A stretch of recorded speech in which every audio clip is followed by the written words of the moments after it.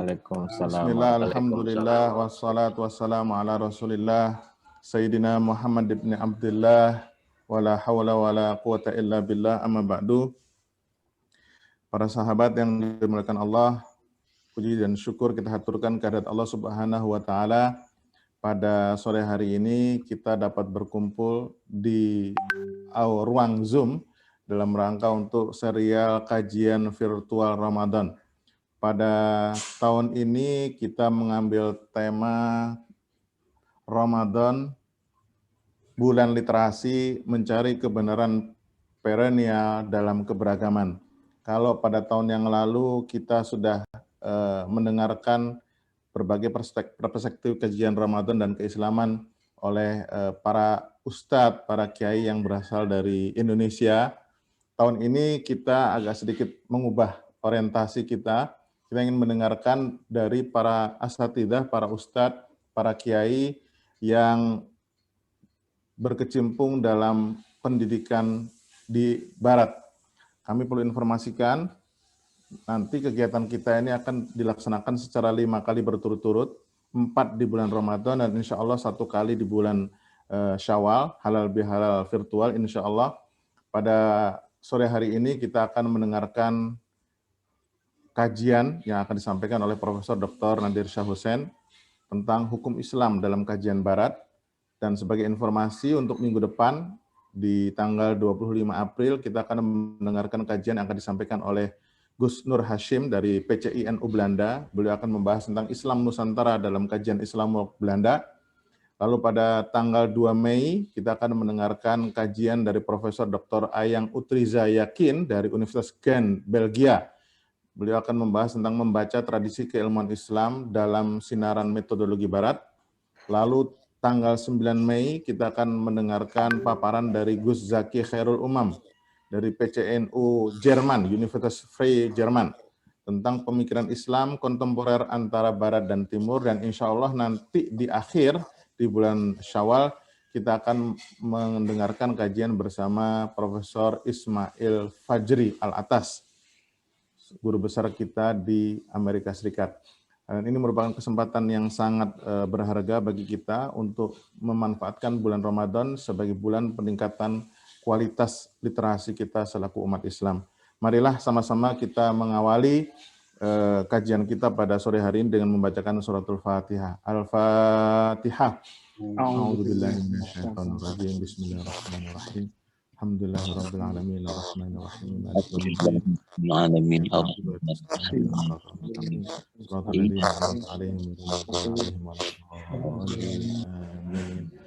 Perlu kami informasikan pada Gus Nadir bahwa yang hadir pada sore hari ini kebanyakan adalah anggota ISNU DKI, kemudian ada juga anggota Persada Nusantara, Persatuan Dosen Agama Islam Nusantara, lalu juga ada beberapa dosen-dosen dari Asosiasi Dosen PAI, termasuk alhamdulillah di sini hadir di tengah-tengah kita senior kami Bapak Duta Besar Tosar Wijaya, kemudian Al-Habib Ali Hasan Al-Bahar selaku Dewan Pembina ISNU DKI Jakarta. Baik, tanpa berpanjang kata, kita serahkan sepenuhnya sesi diskusi ini kepada moderator, yaitu Bapak Ustadz Ahmad Hakam Al-Magister dari Prodi Pendidikan Agama Islam. Beliau ini kebetulan adalah dosen di Prodi Agama Islam UNJ dan menempuh pendidikan magister di Institute of Muslim Culture Aga Khan University di London, Inggris. Silakan Pak Hakam. Terima kasih Pak Andi pembukaannya. Assalamualaikum warahmatullahi wabarakatuh. Waalaikumsalam warahmatullahi wabarakatuh. Wa asrofil anbiya wal mursalin. Alhamdulillah pada kesempatan sore hari ini untuk Indonesia bagian Barat sambil menunggu waktu buka puasa kita mendapatkan kesempatan yang sangat baik ini dan sebuah kehormatan yang besar bagi saya untuk memoderatori sesi ini. Sebelum Gus Nadir menyampaikan paparannya dan diskusinya, izinkan saya untuk share dulu secara singkat profil dari Gus Nadir. Tentu saja Gus Nadir merupakan figur yang sudah tidak asing lagi bagi kita, terutama di masyarakat Indonesia dan juga di internasional. Tapi tidak ada salahnya saya akan share sedikit beberapa hal yang mungkin belum kita ketahui. Gus Nadir ini juga sangat aktif di sosial media, terutama Twitter. Sedikit perkenalan saja, beliau merupakan pengurus PCANU Australia dan New Zealand, kemudian Senior Lecturer Faculty of Law Monash University, Associate Professor University of Wollongong, dan beberapa posisi-posisi lain, baik secara akademik maupun secara keagamaan. Untuk pendidikan formal, beliau menempuh PhD 2 kali, doktoral 2 kali di University of Wollongong, kemudian yang kedua di National University of Singapore. Masternya juga 2 kali, double, University of New England, kemudian master yang satu lagi di Charles Darwin University. Sarjananya juga saya dengar double juga, jadi memang beliau sangat mencintai ilmu sehingga harus menempuh gelar yang lebih dari 1. Kemudian pengajaran di University of Monash University adalah Constitutional Law, Asian Legal Systems, Foundation of Law, kemudian Introduction to Islamic Law, Principles of Constitutional Law. Memang dikenal ekspertisnya adalah di bidang hukum Islam.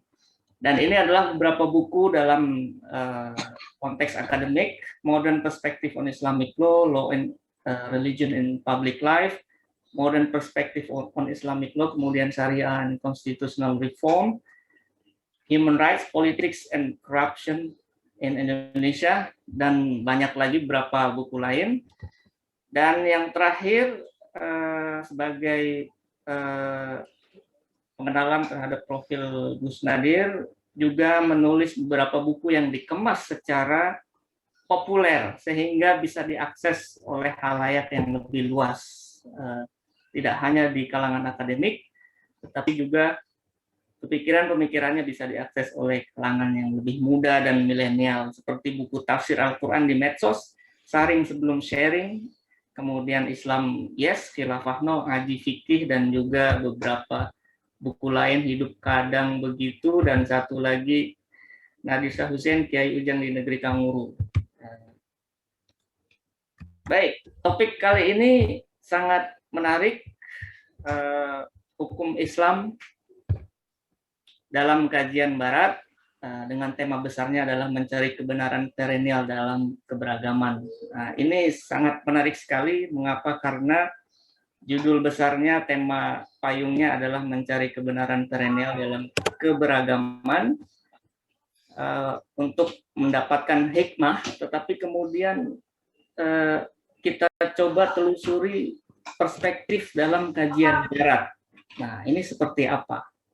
Karena dengan pandangan awam secara umum kita pasti sering mendapati bahwa belajar Islam atau mengkaji Islam di Barat itu sesuatu hal yang sangat mungkin kurang masuk akal gitu ya. Belajar Islam itu atau mengkaji Islam adalah Timur Tengah misalnya. Nah, ini yang perlu yang akan kita telusuri lebih lanjut, bagaimana paparannya dan diskusi yang akan disampaikan oleh Gus Nadir. Saya kira langsung saja kita persilahkan waktu kepada Gus Nadir. Silakan. Assalamualaikum warahmatullahi wabarakatuh. Waalaikumsalam warahmatullahi wabarakatuh. Bismillahirrahmanirrahim. Wa bihi nasta'in ala umuri dunya waddin. Salatu wassalamu ala Rasulillah wa ala alihi wa sahbihi ajmain, amma ba'd. Yang saya hormati guru kita semua, Bapak Dubes Tosari Wijaya. Yang saya hormati para habaib, khususnya guru kita Habib Ali Hasan Al-Bahar yang saya muliakan, para alim ulama, para pengurus ISNU, dan juga para dosen dan peserta umumnya. Alhamdulillah, terima kasih atas undangannya. Ini kebetulan di Melbourne sudah duluan maghrib, jadi sudah agak semangat ini saya, sudah tidak lemes karena sudah berbuka puasa. Saya diminta oleh Pak Andi untuk bicara masalah hukum Islam dalam kajian Barat. Saya harus bilang dulu bahwa saya tidak sepintar yang tadi diceritakan oleh moderator dengan CV-nya tadi itu. Banyak jauh yang lebih mumpuni dari saya. Hanya mungkin kebetulan saja saya memilih untuk sementara ini menetap di Australia sambil mengajar dan melakukan riset. Sementara mungkin kawan-kawan yang lain, termasuk Bapak moderator kita tadi itu yang sudah kuliah di Barat, di Eropa, tapi kemudian memilih untuk pulang dan mengabdi di tanah air. Jadi masalah pilihan saja sebetulnya, ini bukan masalah kepintaran atau kecerdasan. Berikutnya saya ingin mengatakan juga bahwa telah terjadi pergeseran sebetulnya di kajian Barat. Jadi kalau dulu itu kita mengenal sejumlah orientalis ahli hukum Islam seperti Ignaz Gottschiher, Joseph Sack, misalnya, di mana pada abad ke-19 itu belum banyak pakar-pakar Muslim sendiri yang tinggal dan mengajar di Barat. Tetapi di abad 21 ini, saya hendak menyampaikan bahwa sudah terjadi pergeseran kajian orientalis itu. Kenapa? Karena ternyata juga semakin banyak orang yang meneliti tentang hukum Islam, dan juga era kolonialisme sudah berakhir, sehingga motif-motif politik untuk memahami budaya Timur juga sudah berbeda.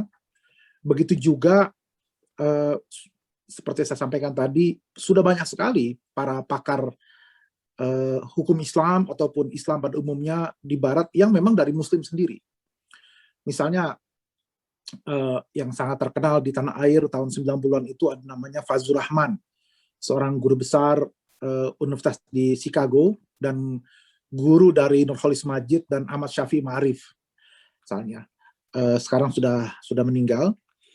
Nah, juga ada sekarang yang di UCLA ada Khaled Abu Fald, seorang dari Kuwait yang juga merupakan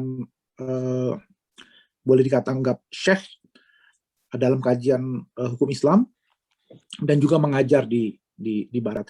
Dan juga tadi beberapa nama yang sudah disebutkan dan akan tampil di acara ISNU ini, pengajian ini minggu-minggu berikutnya. Jadi dengan pengantar seperti ini, saya hendak mengatakan bahwa respon umat Islam itu juga seharusnya juga sudah berbeda. Tidak lagi menganggap Barat itu selalu jelek, Barat itu sebagai musuh, dan kajiannya itu harus selalu dicurigai. Saya ingat betul misalnya bagaimana kakak saya dan juga murid-murid almarhum abah saya itu sangat khawatir sekali ketika saya memutuskan untuk meneruskan sekolah ke Australia. Meskipun secara geografis Australia tidak bisa dianggap Barat, ini lebih timur dari Indonesia sebetulnya. Tapi tentu kajian dan pendekatan ataupun tradisi akademiknya ya sangat Barat. Sampai kemudian ketika saya ceritakan kepada misalnya Dr. Anwar Ibrahim, pernah menjadi ketua komisi fatwa MUI, murid abah saya, tentang kajian Islam di Barat, beliau mengatakan, oh jangan-jangan mereka itu pura-pura saja atau takiyah saja itu, kok punya pandangan yang positif tentang Islam misalnya.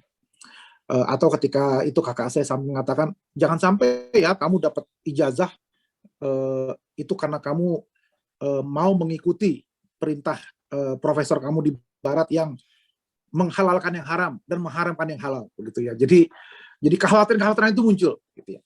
Nah, ketika kemudian saya alami sendiri, sekolah dan kemudian akhirnya mengajar di Barat,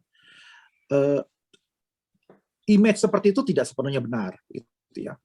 Bahwa masih ada orang-orang kajian, orang-orang profesor Barat yang sinis ataupun negatif memandang Islam sebagai sebuah kajian akademik, ya mereka juga banyak mendapat tantangan. Karena dunia kajian akademik di Barat sangat terbuka dan transparan, artinya siapapun bisa mengeluarkan pendapat dan juga bisa dibantah. Nah, yang saya lihat bahwa kajian di Barat itu ada kajian yang bentuknya kepada kajian wilayah. Jadi misalnya Islamic Studies itu masuk dalam Department of Middle Eastern Studies, gitu ya. Jadi dalam konteks wilayah kajian Timur Tengah, misalnya. Atau kalau di Australia itu lebih dikaitkan dengan konteks kajian tentang Indonesia. Misalnya di ANU itu Indonesian Studies, ada Profesor Greg Philly, misalnya, seorang Indonesianis, dia dianggap ahli tentang Islam Indonesia, lebih pada kajian wilayahnya keindonesiaannya. Tentu juga ada yang kajiannya lebih kepada teks, pada Islamic Studies-nya. Nah, apapun pendekatannya, yang saya terkejut ketika pertama kali saya sekolah dan menulis paper, dan kemudian dikritisi oleh para profesor di Australia saat itu adalah kajiannya sangat metodologis kritis, gitu ya. Jadi hal-hal yang kita terima selama ini sebagai sebuah hal yang wajar, ya, ternyata dipertanyakan, gitu. Karena memang mereka menganggap ini sebagai sebuah pemikiran, sebagai sebuah ilmu. Ini bukan sebagai sebuah kepercayaan, gitu ya. Sebagai sebuah ilmu pemikiran, ya boleh saja apapun dibahas, kan begitu. Misalnya begini, sewaktu saya dalam paper itu mengatakan bahwa jumhur ulama mengatakan hukumnya ini misalnya halal, sementara ada minoritas ulama mengatakan hukumnya berbeda, begitu. Profesor saya bertanya, ini dari mana kamu tahu ini jumhur, begitu kan? Ini mayoritas yang ngomong ini halal. Saya katakan ya, ini ada rujukannya. Ini ada referensi dari kitab kuning yang biasa kita baca di pondok maupun di perguruan tinggi Islam. Mengatakan qala jumhur, gitu kan. Nah, ini kan pendapat jumhur, gitu. Saya bilang mayoritas. Terus kemudian dia tanya, terus kamu terima saja pernyataan itu, pernyataan dari kitab rujukan itu bahwa ini pendapat jumhur. Saya mulai bingung, maksudnya apa ini, saya bilang. Terus dia katakan begini, ini jumhur ini, mayoritas ini pada masa siapa? Pada masa ketika pengarang itu menulis, menyampaikan bahwa tadi itu qala jumhur tadi itu, atau akan ada perubahan setelah periode si penulis ini, pendapat yang tadinya dipegang oleh jumhur nggak lagi jadi jumhur sekarang. Nah, bagaimana kita mengukurnya? Saya bilang, wah, ini saya nggak pernah kepikir sebelumnya. Saya pikirnya ya kalau di pondok itu sudah baca qala jumhur, ya itulah pendapat jumhur ulama, gitu. Nah, dia bilang bagaimana menentukannya, bagaimana menghitungnya? Apakah ada survei, ada polling? Nah, ini kan khas Barat, ada survei, ada polling. Saya bilang ya tidak ada, ya kita percaya lewat tradisi sanad kepada pengarang kitab itu, ya pengarang kitab itu mengatakan demikian, begitu. Nah, kecuali kemudian kita bisa lacak dari kitab-kitab berikutnya, mengatakan bahwa pendapat ini ternyata tidak lagi menjadi pendapat jumhur di abad berikutnya, misalnya. Nah, dari satu contoh kecil ini, terlihat bagaimana satu hal yang sudah kita terima seperti biasa, bahwa ini pendapat jumhur ulama, gitu ya, oleh profesor saya dipertanyakan. Dia tidak menolak bahwa itu jumhur, tapi dia ingin tahu cara menghitungnya bagaimana. Dan apakah selamanya akan jumhur seperti itu? Tidakkah terjadi pergeseran pendapat itu, gitu, sehingga di abad berikutnya yang diklaim sebagai jumhur nggak lagi jadi jumhur, misalnya. Nah, ini yang saya kira mengilustrasikan perbedaan kita ketika kita menerima pernyataan dalam satu teks, sementara profesor di Barat dia akan menguji asumsi-asumsi itu.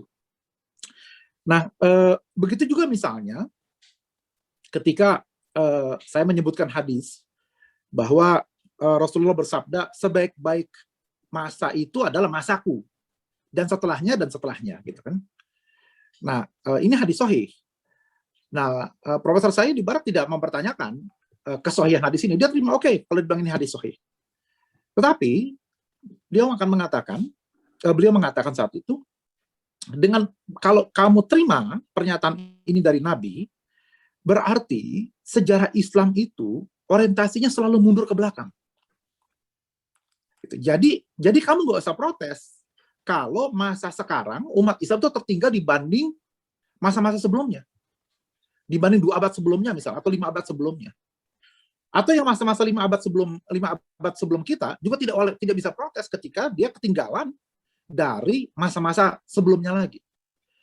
Sementara sejarah dalam pandangan orang Barat itu selalu bersifat progresif. Gitu. Dulu itu kita berjalan kaki, sekarang kita naik mobil, itu progresif. Dulu kita tidak punya internet, sekarang kita punya internet. Jadi sejarah itu selalu bergerak progresif. Sementara kata dia, kalau kamu terima hadis ini begitu saja, tanpa secara kritis, artinya sejarah dalam pandangan orang Islam itu selalu bergerak mundur ke belakang. Nah, semakin jauh kamu dari masa Nabi, maka semakin jelek. Itu. Nah, saya dilema saat itu. Satu sisi saya mengatakan, wah ini, ya kita harus terima hadis sahih. Tapi di sisi lain, ini kok kayak jadi ngenyek gitu, si profesor ini, bahwa umat Islam ini memang akan selalu tertinggal, selalu terbelakang. Dan jangan protes dong, ada hadisnya kok yang menjustifikasi bahwa memang masa-masa periode kamu itu semakin lama semakin jelek belakang.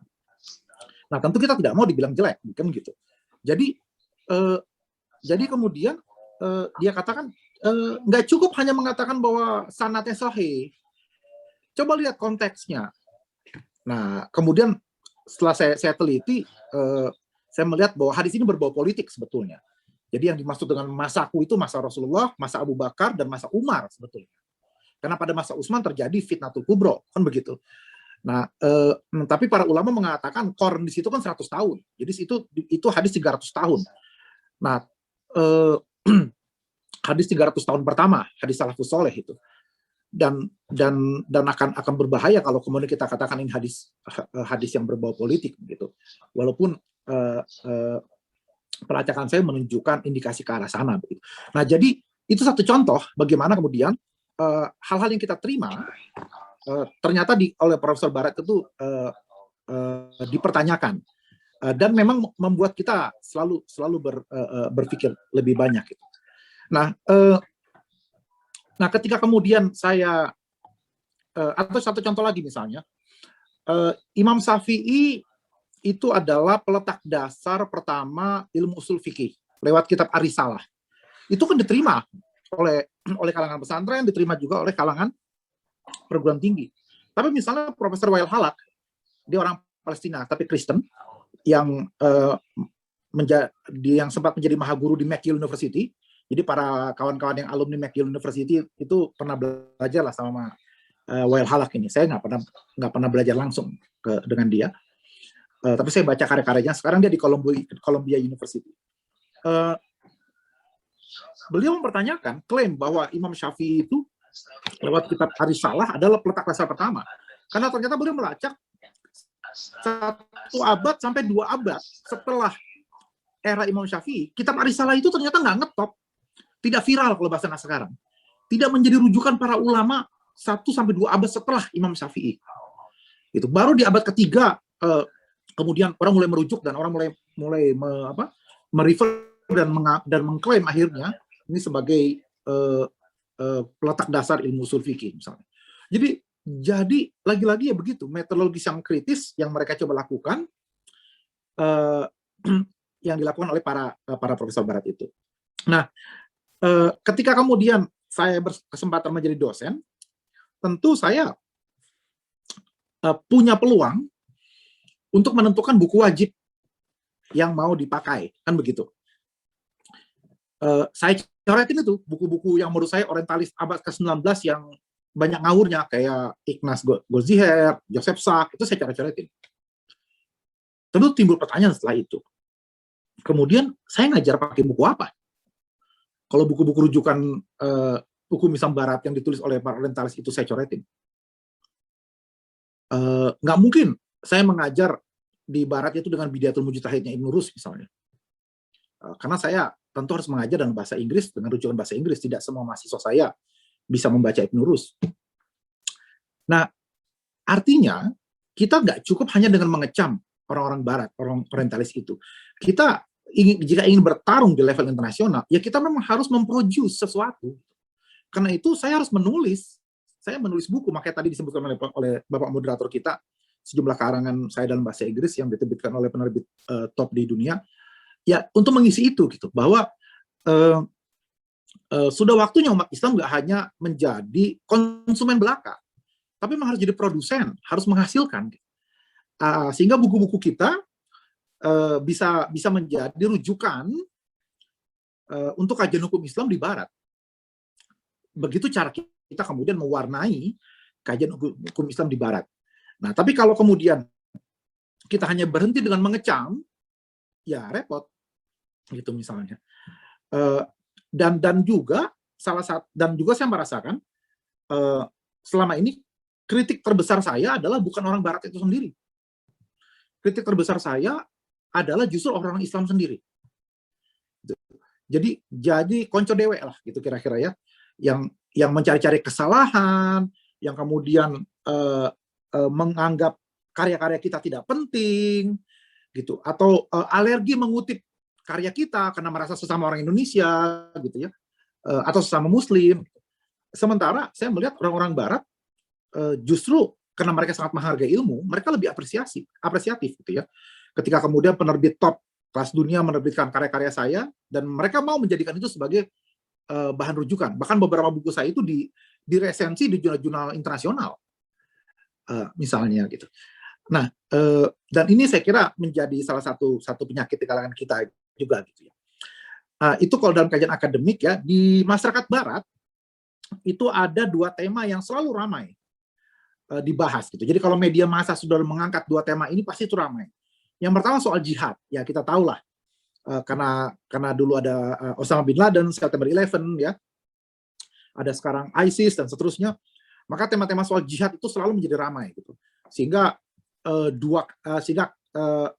terminologi jihad menjadi sangat pejoratif, sangat negatif lah di dunia Barat itu. Yang kedua yang selalu menjadi ramai itu adalah posisi perempuan dalam hukum Islam. Mereka menganggap perempuan itu selalu wanita kelas 2, selalu warga negara kelas 2. Wanita itu selalu terkungkung dan tidak mendapatkan kebebasan-kebebasan. Setiap saya ngajar hukum Islam, pasti rame dua tema ini, gitu ya. Nah, kemudian ada dua hal yang berpotensi jadi kajian di masyarakat Barat saat ini, yaitu soal ekonomi syariah dan soal halal. Kenapa? Karena ini sudah bicara soal ekonomi. Jadi sudah banyak sekali bank-bank syariah atau institusi finance yang berdasarkan syariah itu muncul di Eropa, di Amerika, ya. Begitu juga soal halal. Misalnya Australia itu sangat berkepentingan soal halal karena daging halal mereka masuk ke Indonesia. Daging mereka masuk dan itu harus halal. Jadi nanti makan rendang saat Idul Fitri nanti itu sapinya kualitas terbaik dari Australia itu nanti. Nah, sementara Australia berkepentingan untuk mengekspor sehingga mereka butuh paham masalah halal ini. Nah, yang jadi masalah utama baik kajian Islam di Australia, di Barat, di Amerika, di Eropa, gitu, adalah soal bagaimana sebagian orang-orang Islam, kaum-kaum imigran itu ingin menerapkan hukum Islam. Gitu. Mereka ingin menerapkan hukum Islam dengan cara mereka sendiri. Dan ini jadi persoalan. Dan orang-orang Barat itu sangat sinis terhadap itu. Sehingga syariah juga menjadi kata yang negatif. Kenapa? Mereka mengatakan ini imigran, orang-orang Islam yang dari Syria, dari Yaman misalnya, atau dari mana namanya, Pakistan, begitu ya. Ini mereka pergi ke Barat, tinggal di Barat, Karena negara mereka kacau balau. Karena mereka tidak bisa menikmati negeri yang indah, negeri yang damai, negeri yang teratur, tertib, negeri yang adil, transparan, gitu ya, makmur, gitu ya. Sehingga mereka pindah ke barat. Sampai di barat, mereka mau ingin menerapkan hukum Islam. Ya pulang aja lah, balik ke negerimu. Gitu. Ternyata negerimu mau menerapkan hukum Islam, hasilnya kacau balau. Kata mereka ini yang di barat. Gitu. Sekarang kamu pindah ke sini, kamu menerapkan hukum Islam. Kamu berarti pengen menyebarkan virus kekacauan negara kamu ke negara kamu. Nah, kira-kira begitulah. Karena pemahaman Islamnya mereka itu ya masih Islam ala negeri asal mereka gitu. Nah, sehingga dianggap mereka tidak bisa berjalan beriringan dengan budaya Barat. Terus terjadi pertarungan antara budaya Islam ala negara-negara para imigran dengan budaya Barat. Dan ini cukup kencang gesekannya gitu. Misalnya ketika saya mengajar di kelas internasional tentang hukum Islam, di mana beberapa mahasiswa saya itu dari Prancis, yang mereka imigran, orang tuanya dari Maroko, dari Aljazair, dari Tunisia gitu ya, dan mereka meluapkan frustasi mereka, orang Islam ini. Betapa ternyata orang negeri-negeri Barat itu negeri Eropa itu tidak mengakomodir orang-orang Muslim imigran, gitu ya, dan pada saat yang sama juga teman-teman Muslim imigran ini juga seringkali bikin masalah di negara-negara itu. Nah sehingga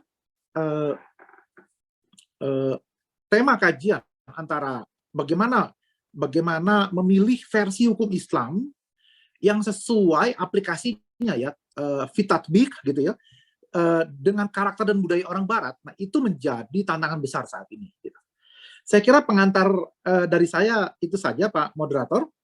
Mudah-mudahan kita bisa dialog, mudah-mudahan cukup waktu untuk kita saling belajar. Ini saya niatkan untuk belajar kepada para masyaikh, para tokoh, para habaib, para pengurus ISNU semuanya.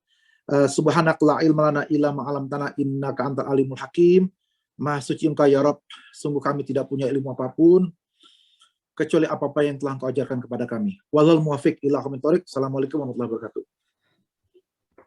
Waalaikumsalam warahmatullahi wabarakatuh. Terima kasih Gus Nadir atas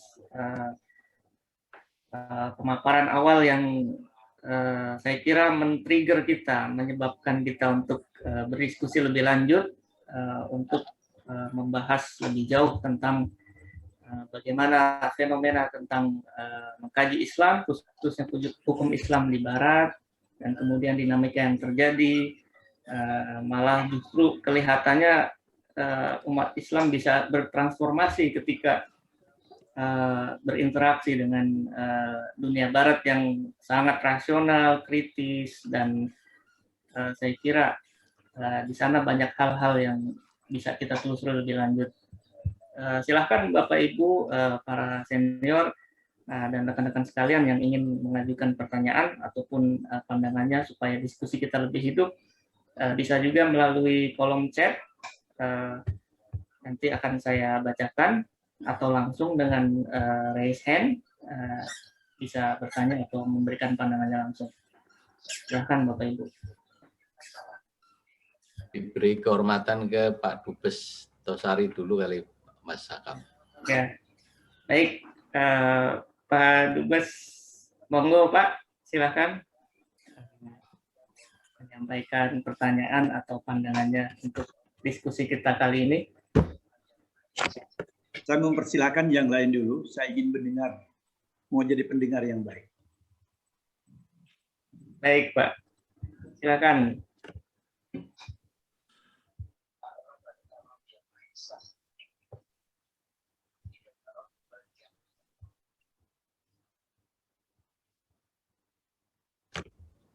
Baik, Bapak Ibu, rekan-rekan sekalian, kita masih menunggu untuk yang ingin menyampaikan pandangan dan pertanyaannya dalam pembahasan kali ini.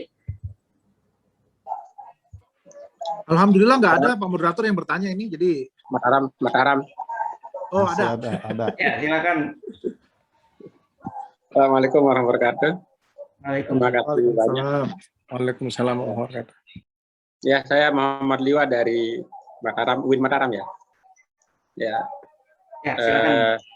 saya kebetulan bukan di bidang hukum Islam tapi di pendidikan IPS.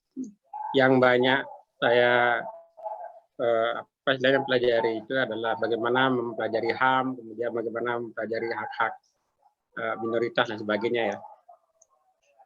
Pertanyaannya sedikit, hanya bagaimana kira-kira orang-orang Barat ini memandang tentang kaum minoritas, karena posisi minoritas baik di Barat maupun di Timur ini kadang-kadang dia betul minoritas, tetapi pemanfaatannya menjadi sebuah isu kemudian menjadi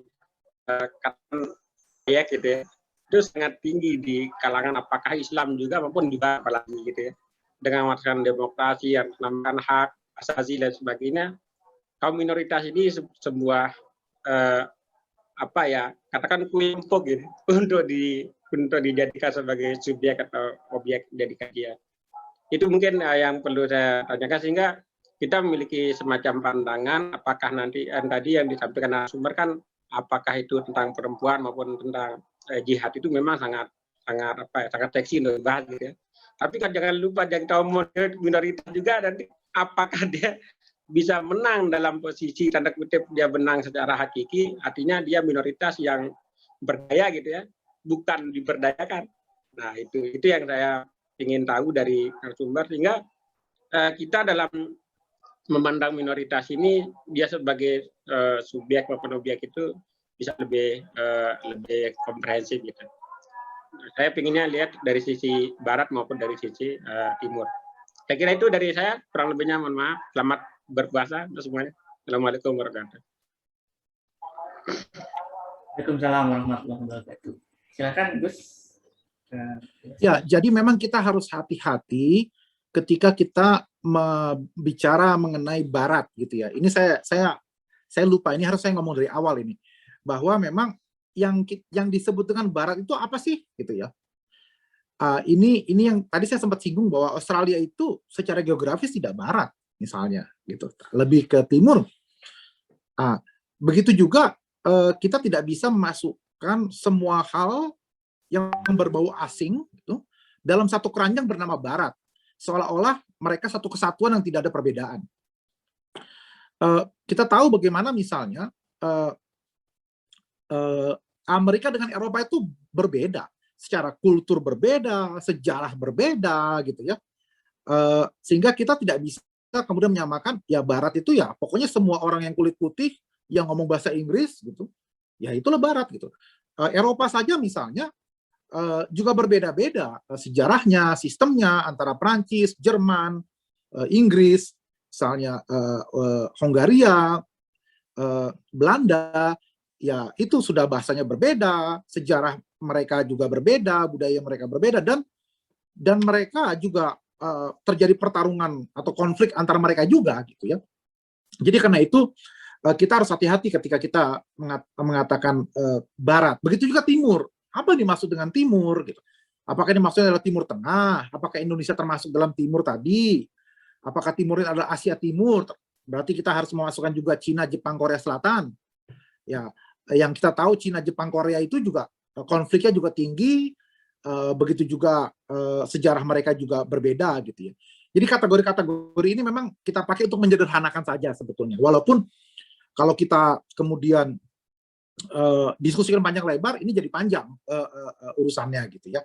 Baik, dengan pengantar seperti itu, saya mengatakan begini, kaum minoritas di Eropa dengan di Amerika, serta di Australia itu berbeda. Berbedanya begini, Amerika itu adalah negeri imigran. Ya, jadi memang dibentuk oleh orang-orang imigran di Amerika, sehingga masalah persamaan di mata hukum, ya equality before the law itu menjadi sesuatu yang sangat penting untuk kajian di Amerika. Australia itu juga negara imigran, bahkan negara imigran buangan. Jadi adalah orang-orang dari Eropa yang mereka dihukum, mereka para bandit, para kriminal dihukum dengan cara dibuang dari Eropa ke satu negeri tak bertuan milik kaum aborigin yang kemudian menjadi Australia. yang kalau kita tidak mengerti kultur di Australia, cerita ini membuat kita ngenyek ke mereka bahwa ternyata orang Australia itu orang buangan, orang imigran buangan. Orang Australia justru bangga dengan cerita ini. Bagaimana kaum imigran buangan ini dari Eropa mampu bekerja dengan keras sehingga mengubah Australia menjadi negara yang makmur seperti sekarang. Jadi buat mereka sebuah prestasi. Jadi mereka tidak merasa malu cerita bahwa nenek moyangnya mereka itu adalah para bandit, para kriminal yang dibuang. Justru mereka berbangga dari kriminal, tapi mereka mampu mengubah Australia menjadi makmur seperti ini. Dan mereka meninggalkan budaya Eropa yang feodal. Nah, ini juga membedakan Eropa dengan Amerika dan Australia. Eropa itu adalah negeri feodal, negeri yang penuh dengan kerajaan-kerajaan. Agak mirip-mirip dengan Indonesia yang banyak kerajaannya lah, gitu ya. Sehingga kemudian agak susah menerima pendatang. Di Indonesia itu kan masih ada harus putra daerah, harus satu alumni, gitu ya. Mau pertarungan rektor harus satu alumni, pertarungan dekan harus alumni. Nanti kalau mau jadi wali kota, menjadi gubernur harus putra daerah, lah gitu begitulah kira-kira. Karena kita juga penuh banyak dengan kerajaan-kerajaan. Jadi seperti di Eropa yang feodal itu. Nah, makanya ketika para bandit itu kemudian dikirim ke Australia, mereka mengatakan tinggalkan itu sejarah feodalmu. Sekarang kita semua sama, kita semua kriminal. Nah, makanya di Australia lebih egaliter budaya baratnya ketimbang di Eropa. Misalnya para mahasiswa saya memanggil nama saya ya Nadir aja, nggak pakai gelar apapun gitu ya. Nah, sementara ada profesor dari Belanda datang ke kampus saya di Australia menjadi visiting profesor, dia sangat terkejut ketika mahasiswa di Australia memanggil dia dengan first name, dengan nama pertama dia aja. Sementara di Eropa katanya semua manggil dia dengan prof. Ya seperti di Indonesia juga gitu. Tidak sopan kalau memanggil orang tidak dengan gelarnya gitu misalnya. Nah, itu dengan pengantar seperti ini saya mengatakan ketika kemudian masuk isu minoritas, kita bisa bayangkan. Nah, ketika kemudian isu minoritas yang berkenaan dengan kaum imigran di Amerika maupun di Australia, itu hampir tidak ada persoalan. Gitu. Nah, sementara di Eropa, kaum imigran yang minoritas selalu menjadi persoalan. Nah, karena itu tadi masyarakatnya feodal. Mereka selalu ada hak-hak privilege, termasuk agama asli. Ya, agama Nasrani itu minta mendapat diberikan hak-hak yang privilege ketimbang agama pendatang seperti orang Islam. Sama juga Islam di Indonesia kan juga gitu, selalu minta hak-hak mayoritas dipenuhi, hak-hak privilege, takut sekali dengan minoritas gitu. Sama di Eropa juga gitu, takut sekali dengan minoritas yang Muslim. Gimana kalau dia jadi mayoritas nanti nih? Wah, dia menghilangkan karakter Eropa kita nih. Gitu kan. Sama lah, mirip-mirip lah dengan Indonesia. Lebih parah lagi karena kita dijajah juga oleh bangsa Eropa, oleh Belanda, gitu kan. Nah, kemudian, tapi belakangan ini menjadi berantakan. Penerimaan minoritas yang sangat baik tadi itu di Amerika maupun di Australia menjadi berantakan karena ada gerakan ultranasionalisme dan gerakan populisme. Jadi ada dua isu besar saat ini di Barat ya, dua tanda kutip di Barat ini dengan pengertian yang tadi sangat loose gitu ya, yaitu isu agama dengan isu etnik. Maka kita tahu belakangan beberapa minggu yang lalu terjadi misalnya kerusuhan di Amerika mengenai orang Asia di Amerika misalnya. Begitu juga orang-orang Asia di Australia juga merasa terancam. Paling tidak tahun lalu ketika mulai wabah corona berjalan begitu ya. Sementara di Eropa ya semakin parah isu multikulturalisme. Mereka anggap sudah gagal multikulturalisme di Eropa misalnya. Karena ternyata minoritas komplain. Mereka bilang kalau ingin tahu supir taksi paling terpandai sedunia itu adanya ya di Eropa. Kenapa? Karena supir taksi itu kebanyakan imigran, orang-orang Muslim misalnya, dan mereka punya gelar PhD, tapi nggak bisa dapat pekerjaan sesuai dengan gelar mereka. Sehingga julukannya itu supir taksi terpandai di Eropa itu ya orang-orang Muslim, karena mereka punya PhD tapi hanya jadi supir taksi. Nah, karena tadi menembus struktur masyarakat yang feodal itu nggak mudah gitu. Nah, jadi karena itu kita membaca persoalan minoritas. Ini karena yang bertanya orang IPS gitu ya. Saya mencoba membahasnya dari sudut sejarah dan sosiologisnya tadi. Itu yang terjadi saat ini gitu. Saya kira begitu Pak Moderator. Mohon maaf kalau kepanjangan jawabannya. Baik, terima kasih. Saudara Akam, boleh saya Baik, mengajukan pertanyaan? silakan Pak Husen sebelum kita ke kolom chat. Ya. Silakan, Pak Husen. Assalamualaikum Gus Nadir. Waalaikumsalam. Saya termasuk yang suka membaca tulisan-tulisan Gus Nadir di medsos. Dan saya punya kesan kuat Gus Nadir dalam tanda kutip bisa dikategorikan sebagai ulama sejuk.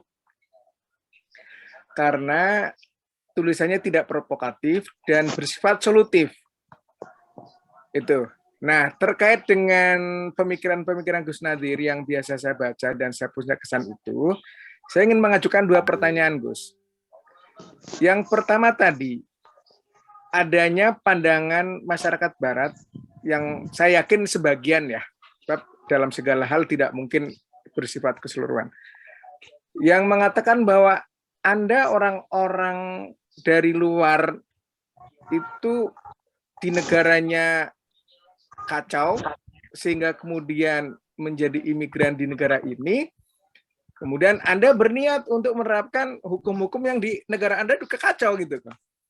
Untuk sebagian hal, itu juga menjadi pola pikir di masyarakat Indonesia terkait dengan adanya pandangan-pandangan radikalisme.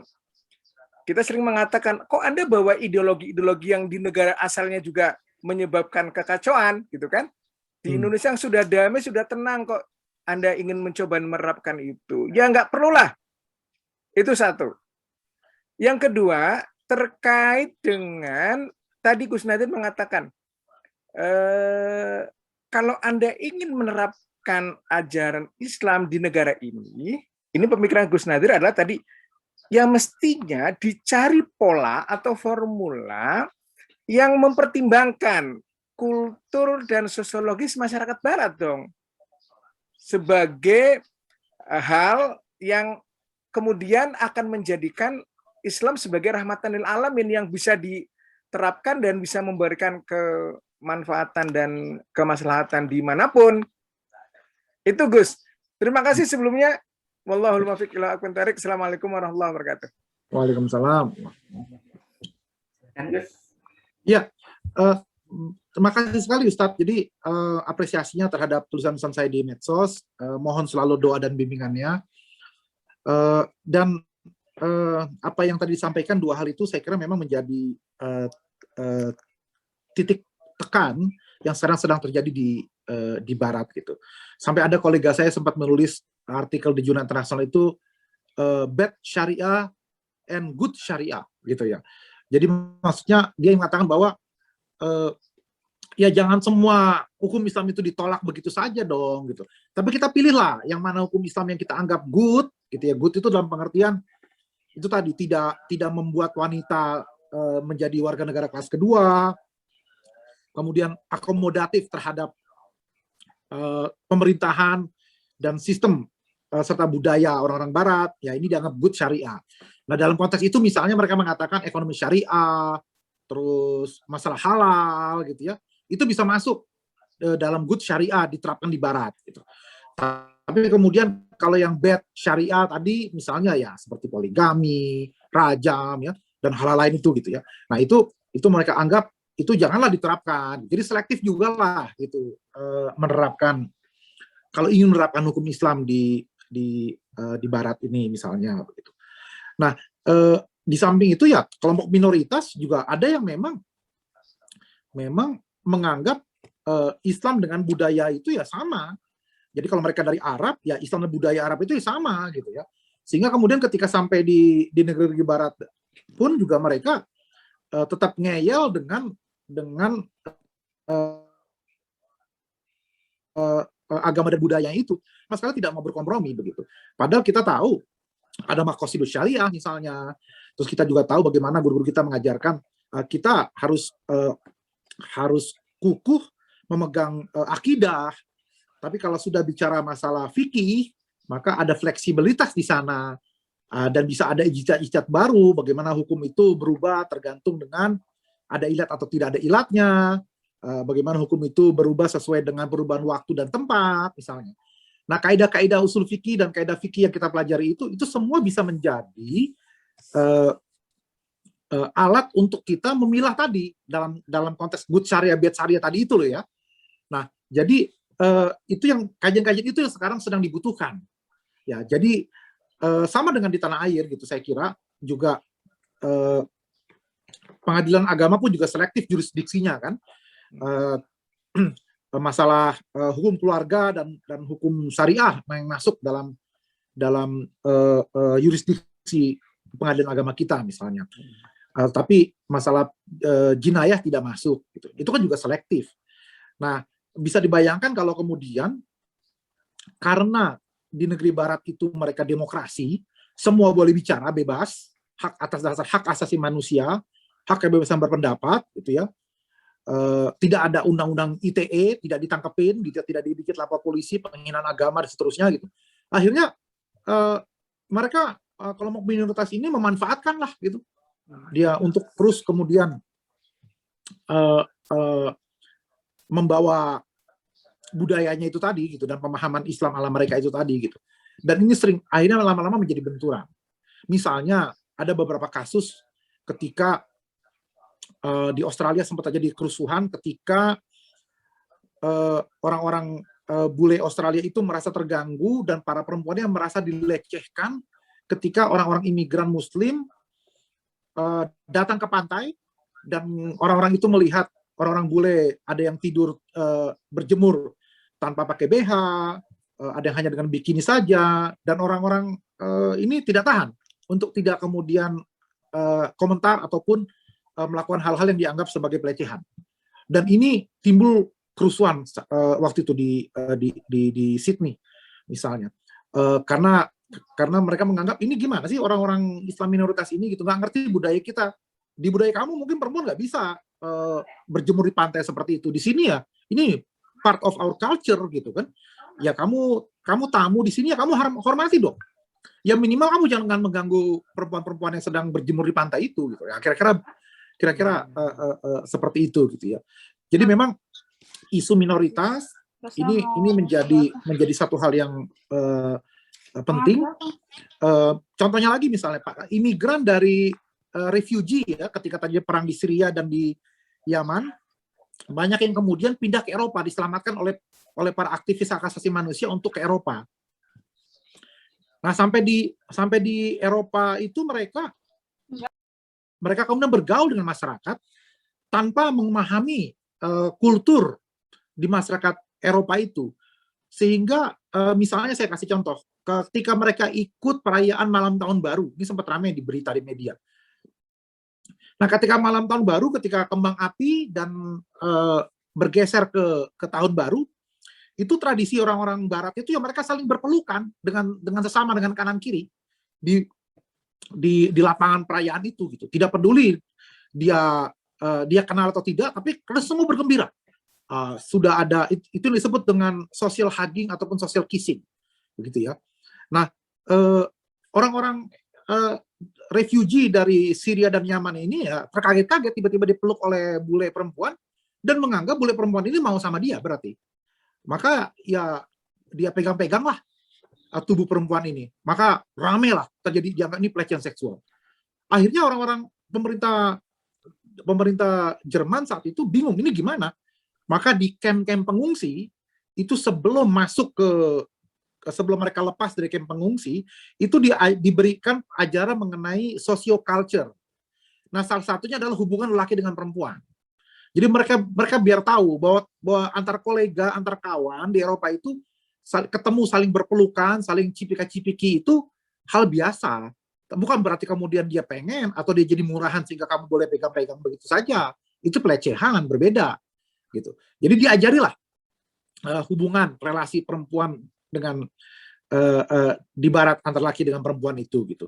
Tapi ternyata kelompok Islam marah lagi. Niat baik pemerintah Jerman itu agar nanti refugee setelah keluar dari kamp pengungsi tidak dianggap pelecehan itu, dianggap ngajari hal-hal yang berbau zina. Gitu. Ternyata memang dasar orang kafir, orang barat, dia mengajari anak-anak kami agar social hugging dan social kissing, gitu, ribut lagi gitu. Jadi memang gesekan-gesekannya terjadi, Bapak dan Ibu sekalian gitu ya. Ya, jadi kira-kira itu jawaban saya. Baik, terima kasih. Syukran Gus. Ya. Sama-sama, Mas. Kita lanjut ke pertanyaan yang ada di kolom. Saya kira mudah-mudahan cukup waktunya. Banyak pertanyaan yang menarik di sini. Kita coba yang pertama dulu dari Pak Riyadi Budiman, PCNU Kota Pontianak, Universitas Tanjung Pura. Bagaimana persepsi dunia Barat terhadap Islam di Indonesia? Itu pertanyaan pertama dari Pak Riyadi Budiman, PCNU Kota Pontianak. Mau langsung direspon atau ke pertanyaan?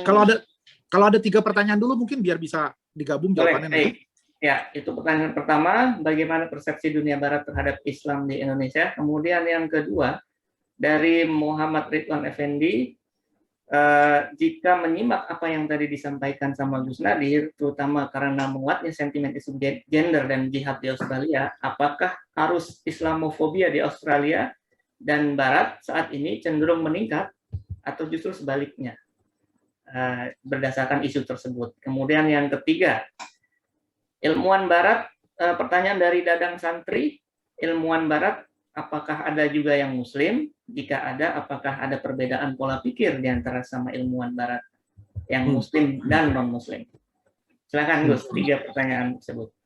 Ya, banyak juga sekarang ilmuwan Barat yang Muslim, ada yang ahli hadis, ya, ada yang kemudian juga ahli hukum Islam, banyak. Yang perempuan juga seperti itu, yang laki-laki juga gitu. Jadi sekarang memang menarik ini, gitu. Bahwa seperti saya katakan tadi, nggak cuma orientalis yang non-Muslim yang mewarisi pemikiran orientalis abad 19 tadi itu, tapi ternyata juga banyak sekali orang-orang pakar-pakar Muslim, baik Muslim dari negeri luar Barat ya, maupun yang dari Barat. Bahkan banyak satu hal yang mungkin orang tidak banyak tahu, Syekhul Azhar, ya, Grand Syekh Ahmad At-Taib itu lulusan Sorbonne, Paris. Gitu. Saya waktu tinggal di Mesir itu, saya ketemu dengan orang-orang yang Ikhwanul Muslimin yang marah. Masa katanya Grand Syekh ini lulusan Barat, begitu kan? Ya, jadi satu fenomena menarik bahwa Grand Syekh Al-Azhar sendiri lulusan dari Sorbonne, misalnya. Nah, jadi karena itu saya kira sudah makin banyak sebetulnya orang-orang yang ilmuwan Muslim yang di Barat ini, gitu ya. Hanya memang menjadi timbul pertanyaan, sekarang ini yang jadi rame itu masalah imam. Banyak sekali imam-imam masjid di Barat itu dia dikirim oleh Rabitoh, dan mereka punya paham Wahabi, begitu. Nah, dan menguasai masjid-masjid sehingga kemudian mereka tidak memahami budaya ataupun kultur masyarakat setempatnya, dan ini timbul berbagai persoalan. Gitu. Jadi sekarang negeri-negeri Barat itu ingin punya home ground imam. Jadi makanya saya berharap nanti PCI NU Australia New Zealand ini bisa kerjasama dengan ISNU untuk kita bikin pesantren lah di Australia, gitu ya. Jadi kemudian nanti para pengajarnya ini dari ISNU Jakarta, gitu kan, di bawah bimbingan Pak Andi, nanti biar kita menciptakan generasi Muslim di Australia untuk jadi imam-imam masjidnya ini, dan para ulamanya ya orang-orang Australia yang kita didik dengan Islam ala NU. Nah, ini mungkin mengurangi gesekan ini nanti. Ya, itu pertanyaan nomor 3 tadi yang sudah dijawab. Pertanyaan nomor 1 mengenai pandangan orang Barat terhadap Islam di Indonesia. Secara umum mereka masih positif. Mereka menganggap bahwa Islam di Indonesia ini menjadi salah satu barometer terhadap berhasilnya pelaksanaan demokrasi. Kenapa? Karena Arab Spring itu gagal total. Nah, sementara demokrasi di Indonesia dengan berbagai kekurangan yang ada, secara umum kita itu tidak ada peralihan kekuasaan itu dengan pertumpahan darah. Ya. Misalnya dari Gus Dur ke Megawati, Megawati ke Susilo Bambang Yudhoyono, ya, SBY ke Jokowi, sampai Jokowi kemarin periode kedua, ya. Terlepas dengan berbagai isu yang ada dari Pilpres, ya, Pilkada DKI dan segala macam, tapi tidak ada pertumpahan darah, gitu. Seperti yang terjadi di Arab Spring misalnya, gitu. Jadi mereka pada umumnya masih memandang Indonesia ini positif, gitu. Nah, tentu ini harus kita jaga dengan baik pandangan positif. Nah, yang kedua tadi apa, saya lupa ya pertanyaan yang kedua, Pak Moderator. Islamofobia di Australia. Oh ya, Islamofobia. Jadi ada penelitian menarik di Australia oleh Universitas Western Sydney, ya. Penelitian begini hasilnya. Orang Australia yang tidak punya kawan Muslim, jadi di sekolahnya dulu waktu SD-nya nggak pernah punya kawan orang Islam, terus kuliah nggak pernah gaul sama orang Islam, terus kerja juga nggak pernah punya kawan orang Islam, koleganya, di lingkungan masyarakat sekitar juga nggak pernah ketemu orang Islam. Ini biasanya pandangan tentang Islam ya Islamofobia itu. Gitu. Tapi masyarakat Australia yang dia bergaul dengan orang Islam, apakah dari sekolah, apakah dari tetangganya ataupun koleganya di kantor gitu ya, itu biasanya lebih positif. Kenapa? Karena mereka bilang gitu loh. Seperti kolega-kolega saya pada bilang ke saya, mereka bilang, saya itu kalau baca koran tentang Islam tuh jelek mulu. Tapi begitu saya lihat kamu, loh kok santai aja sih, tenang aja, saya tidak merasa terancam, saya bisa bicara apa saja dengan kamu, dan tidak seperti yang dijelaskan di media tentang orang Islam itu seperti apa gitu. Nah, ini satu contoh bagaimana kemudian kita melawan Islamofobia itu justru dengan pendekatan yang sosiologis tadi itu. Karena kalau kita lawan dengan pendekatan politik atau kita balas lagi mereka begitu ya, ya terus saja dunia nggak pernah aman, nggak pernah damai. Jadi semakin banyak orang Islam yang bergaul dengan orang-orang penduduk asli, tapi Islam yang moderat ya, maka mereka akan timbul rasa simpati dan menganggap bahwa ini omongan politisi, omongan di media tentang Islam itu ya nggak benar.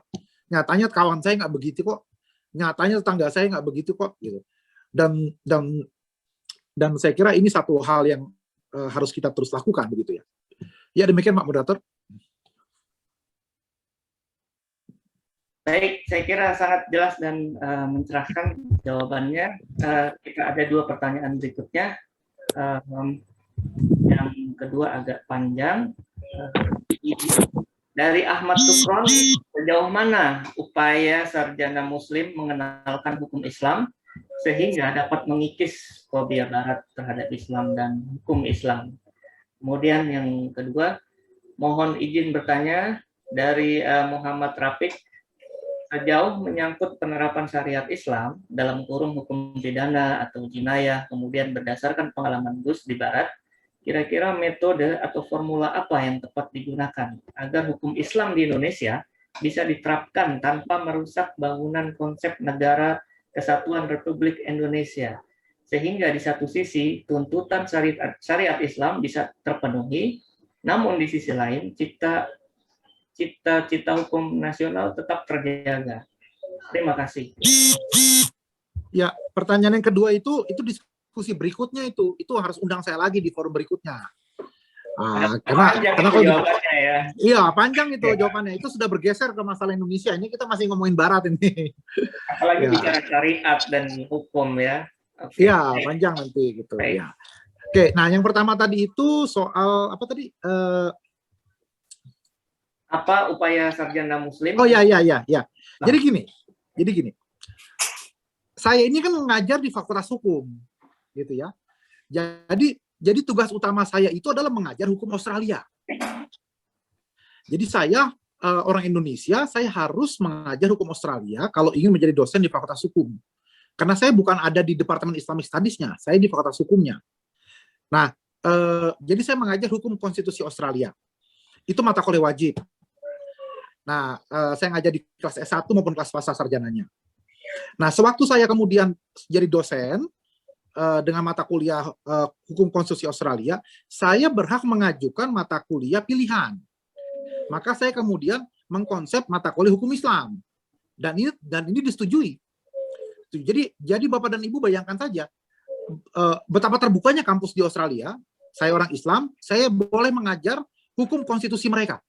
Kalau dibalik misalnya, ada orang bule, non-Muslim, mengajar hukum konstitusi Indonesia di UI atau di UGM. Ini nanti panjang ini urusannya. Nanti dianggap asing lah dan seterusnya kan gitu. Sementara kampus di Australia terbuka. Selama kita bisa berkompetisi dan kita dianggap layak, ya kita berhak untuk mengajar mata kuliah mereka. Nah, saya mengambil kesempatan kemudian untuk mengkonsep mata kuliah hukum Islam. Nah, kenapa saya lakukan ini? Selain tadi itu saya mencoret buku-buku yang saya ceritakan tadi itu, buku-buku orientalis itu saya coret dan saya ganti dengan buku-buku dari kalangan kita. Tujuan saya adalah juga karena orang di fakultas hukum itu di Australia itu orang elit. Jadi berbeda di Indonesia, karena fakultas hukum kita tuh mengikuti sistem Belanda. Biasanya yang masuk ke fakultas hukum di Indonesia itu yang nggak diterima di ekonomi, nggak diterima di teknik, ya sudahlah masuk fakultas hukum gitu ya. Sementara kalau di Australia, di negara-negara common law, yang masuk ke fakultas hukum itu adalah orang-orang topnya. Jadi kayak di Monash University, contohnya, yang menjadi mahasiswa saya itu, dia harus nilai ujian nasionalnya itu harus 98 dari 100. Baru kemudian dia bisa dipertimbangkan masuk ke fakultas hukum. Agar dapat, itu pun belum jaminan. Karena itu untuk dapat jaminan dia harus punya nilai 99/100 untuk bisa masuk jadi mahasiswa saya. Jadi ini mahasiswa pintar-pintar semua yang masuk fakultas hukum di Australia ini. Nah, karena itu saya punya kesempatan. Saya mengajarkan hukum Islam di kalangan para mahasiswa yang pintar-pintar ini, yang kemudian mereka akan menjadi orang-orang hebat. Gitu. Banyak sekali para politisi di Australia, bahkan beberapa mantan Perdana Menteri, itu yang merupakan alumni fakultas hukum di Australia. Jadi, para mahasiswa ini, dia akan menjadi lawyer terbaik, dia akan menjadi anggota DPR, dia bahkan akan menjadi Perdana Menteri misalnya, dan mereka pernah saya ajari hukum Islam. Nah, ini salah satu cara kita untuk melawan Islamofobia itu.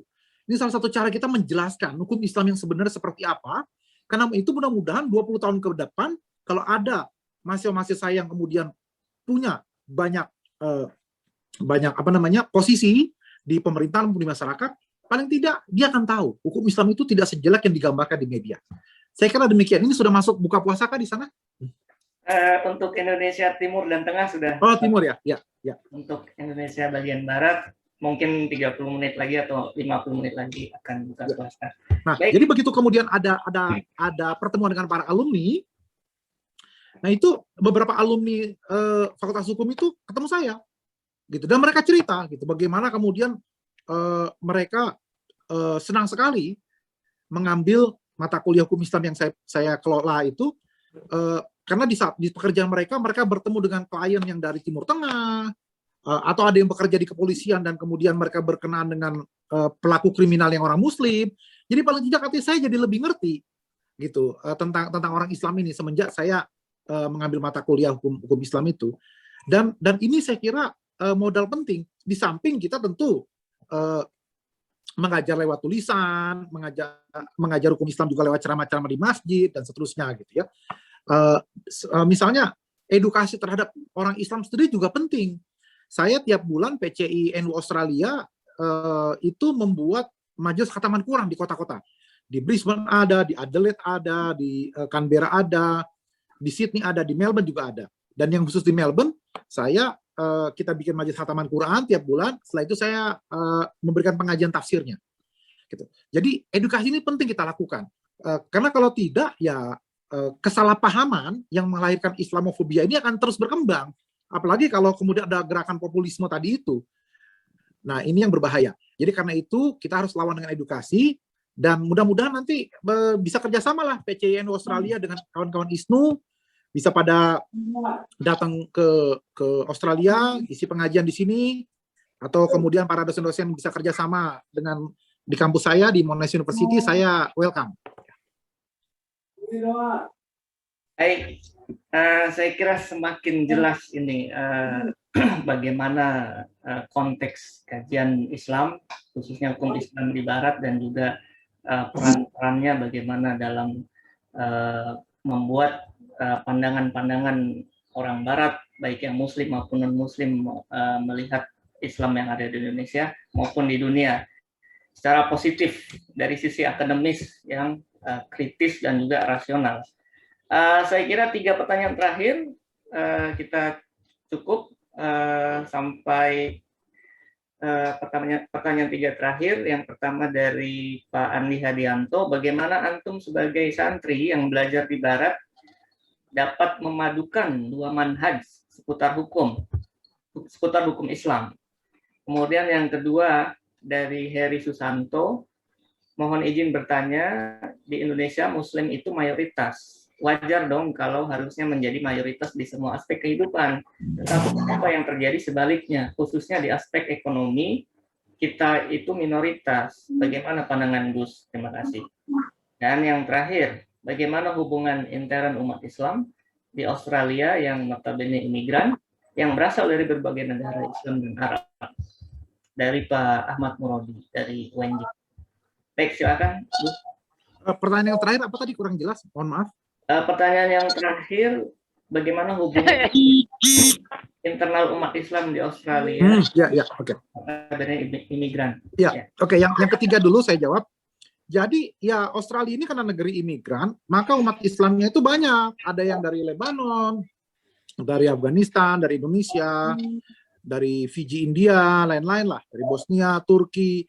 Dan sebagaimana kita tahu, umat Islam itu paling susah bersatu. Jadi umat Islam di sini itu juga gontok-gontokan, juga saling ribut.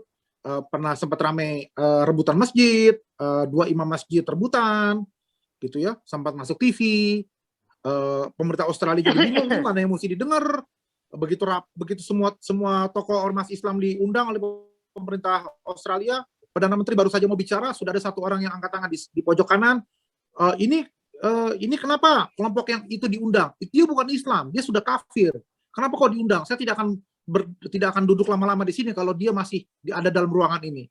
Yang sebelah sana teriak lagi, kamu yang kafir kalau begitu. Jadi Perdana Menteri bingung, ini kapan mulainya? Jadi di mana-mana memang umat Islam ini senang gaduh, senang bertengkar, dan bangga kalau kita saling bertengkar itu. Apalagi di Australia ini masjid-masjid itu dikelola oleh etnik.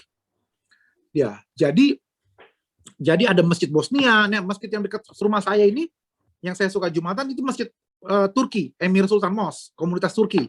Ya, karena itu imamnya dari Turki, mazhabnya mazhab Hanafi yang dia pakai, gitu ya.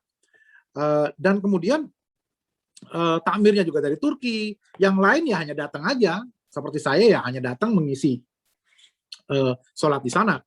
Tapi kita tidak bisa kemudian mewarnai masjid itu. Kalau mau ya ikut masjid yang Indonesia yang agak jauh dari rumah saya. Atau nanti masjid Bosnia. Jadi gampang sekali kita terpecah. Umat Islam yang dari berbagai imigran tadi itu yang masing-masing bawa kulturnya masing-masing, mazhabnya masing-masing gitu ya. Sampai saya kadang-kadang geli sendiri gitu. Ini kan perdebatan di kampung kita sekarang dibawa-bawa ke Australia gitu. Jadi ya berdebatnya masih sama aja. Masih hal-hal yang sangat mudah kita temui di tanah air juga dengan mudah kita temui juga di Australia. Nah, ini memang tantangan tersendiri. Jadi mindset kita masih mindset di kampung kita dan mempertahankan pemahaman kita sendiri, meskipun sudah tinggal di negeri barat. Dan orang-orang pemerintah barat pun juga jadi bingung, yang mana yang harus diajak ngomong, representasi Islam itu yang mana jadinya. Baik, itu pertanyaan ketiga. Pertanyaan yang kedua, apa tadi kedua ya? Indonesia Muslim itu mayoritas. Oh ya, oke. Jadi gini, ya, kita ini mayoritas dengan mental minoritas, gitu loh. Kalau mau bicara mayoritas, ya semuanya sudah Islam, gitu kan? Di sejumlah level itu orang Islam sudah menguasai di mana-mana, gitu. Tapi tetap kurang, tetap harus menguasai semuanya. Nah, saya kebetulan pindah dari mayoritas di Indonesia ke Australia jadi minoritas. Saya merasakan betul nggak enak jadi minoritas itu. Jadi kalau kemudian kita menganggap bahwa mayoritas itu harus betul-betul berkuasa mayoritas di Indonesia, maka di negeri-negeri barat sekarang, barat dengan pengertian yang sangat luas tadi itu juga sebagian dari mereka juga punya pikiran yang sama. Maka nggak boleh orang Islam ini berperan di barat, karena mereka minoritas, gitu. Jadi orang Islam itu ya cukup ya jualan kebab, gitu ya, jualan sorban, yang begitu-begitulah. Jangan sampai mereka menguasai sentra ekonomi, gitu. Kalau seperti ini terus sama aja, dunia akan gaduh terus, gitu. Jadi kalau menurut saya Memang kategori mayoritas minoritas ini sudah seharusnya kita tinggalkan. Jadi kategorinya adalah warga negara. Sama tadi kayak seperti kelompok minoritas yang dibilang begini.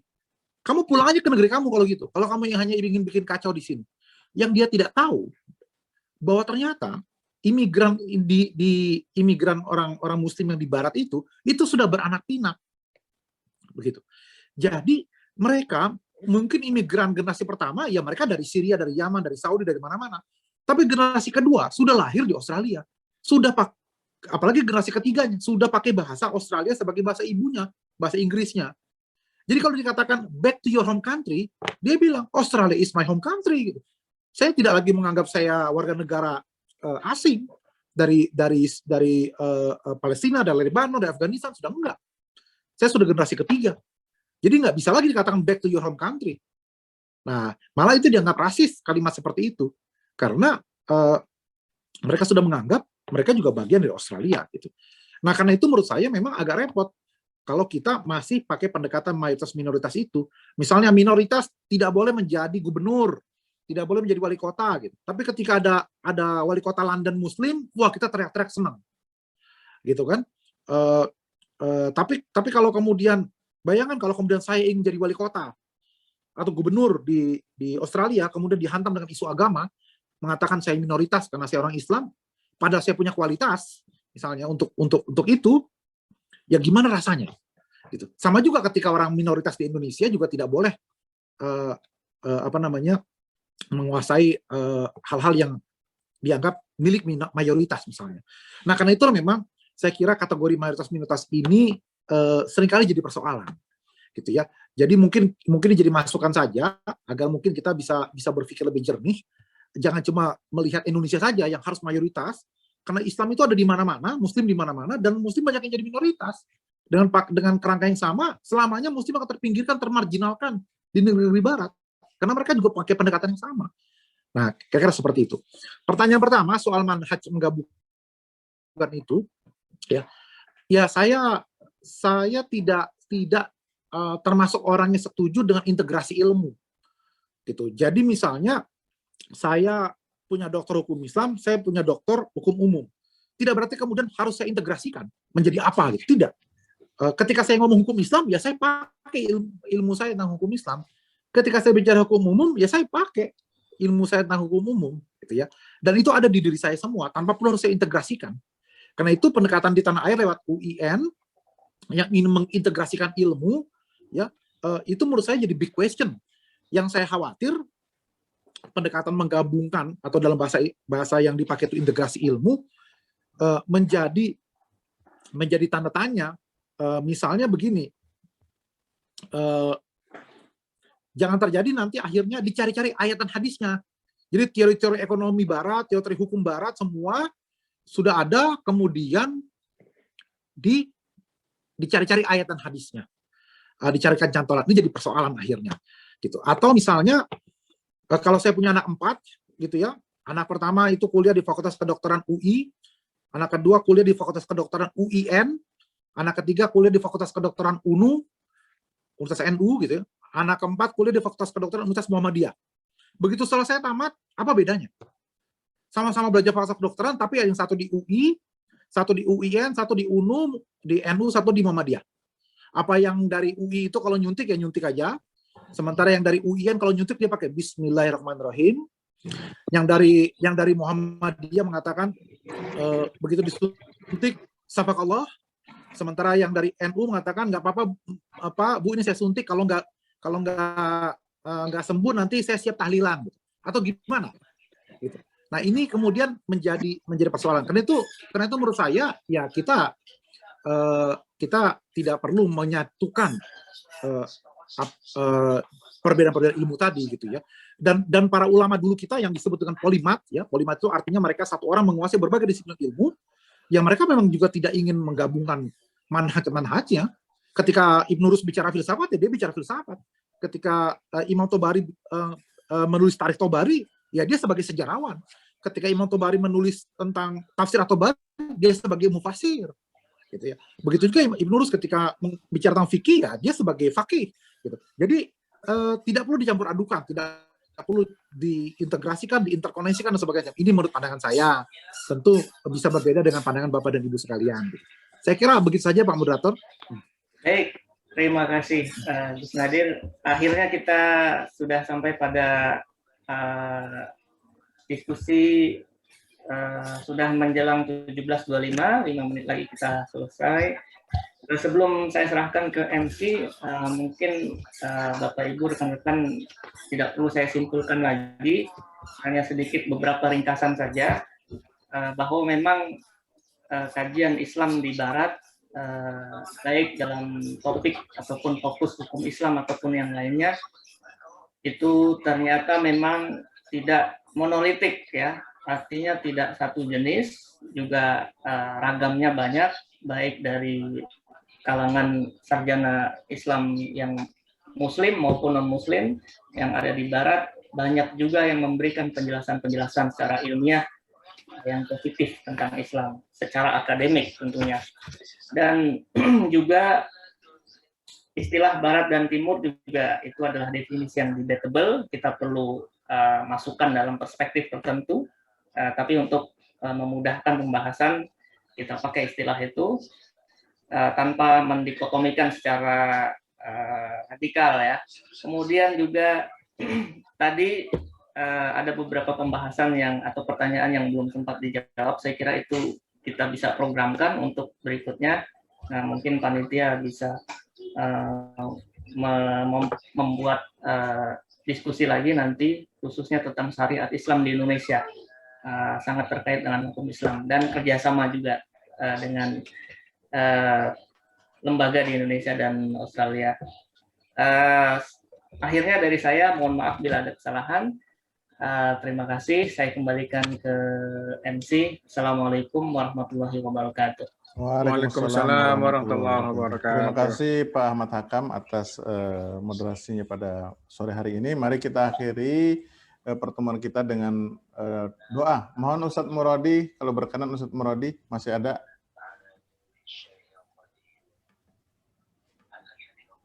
Oh, udah nggak ada. Halo. Oh, fadal. Mohon ditutup dengan doa, Ustaz. Baik. Astagfirullahaladzim, ya Maulana, ya Ma'bud. Amin. Bismillahirrahmanirrahim. Alhamdulillahirabbil alamin. Hamdan yuwafi ni'amahu wa kafi mazidah. Ya Rabbana lakal hamdu kama yanbaghi li jalali wajhikal karim wa 'azimi sultanik. Allahumma shalli wa sallim ala sayyidina Muhammad wa ala Muhammad. Rabbana anfa'na bima 'allamtana, Rabbi 'allimna alladhi yanfa'una, Rabbi faqihna faqih ahlana wa harabatil lana fi dinina. Allahumma inna nas'aluka ilman nafi'an wa 'amalan shalihan wa rizqan wasi'an halalan thayyiban. Allahumma inna na'udzubika min ilmin la yanfa' wa min qalbin la yakhsha wa min nafsin la tashba' wa min du'ain la yustajabu lah. Allahumma arinal haqqa haqqan warzuqna ittiba'ahu wa arinal batila batilan warzuqna tinabah. Allahumma ij'alna mimman yastami'una al-qawla fayattabi'una ahsanah. Allahumma inna nas'aluka ridhaka wal jannah wa na'udzubika min sakhatika an-nar. Allahumma innaka 'afuwwun karim tuhibbul 'afwa fa'fu 'anna ya karim. Rabbana atina fid dunya hasanah wa fil akhirati hasanah wa qina adzabannar. Walhamdulillahi rabbil alamin.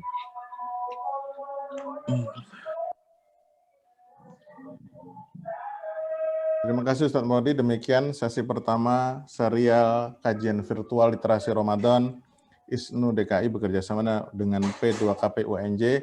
Kami mengundang para sahabat untuk hadir pada minggu depan pada jam dan waktu yang sama dengan pembicara yang berbeda, yang besok kita akan terbang ke Belanda bersama Gus Hashim. Demikian, terima kasih. Gus Nadir, terima kasih atas... Terima kasih semuanya. Terima kasih. Mohon pamit. Terima kasih, Gus. Terima kasih, Gus Nadir. Terima kasih. Terima kasih. Terima kasih. Terima kasih banyak.